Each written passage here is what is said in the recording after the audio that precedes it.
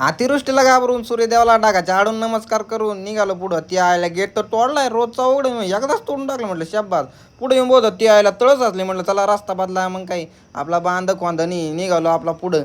मग काही चौकात आलो, खालीवर गाड्या बघितल्या आणि निघालो पुढं जायला. मग काही कॉलेजला आलो, बघत होत त्या आयला कॉलेजला तर कुणीच नाही. मग काका म्हणतात बाळा आज रविवार आहे, तू कवाच्या नवच कॉलेजला आलाय. म्हटलं शाब्बा झाला कुठाना. नाटकाची प्रॅक्टिस करून जेवून खाऊन परत आलो नाटकाला.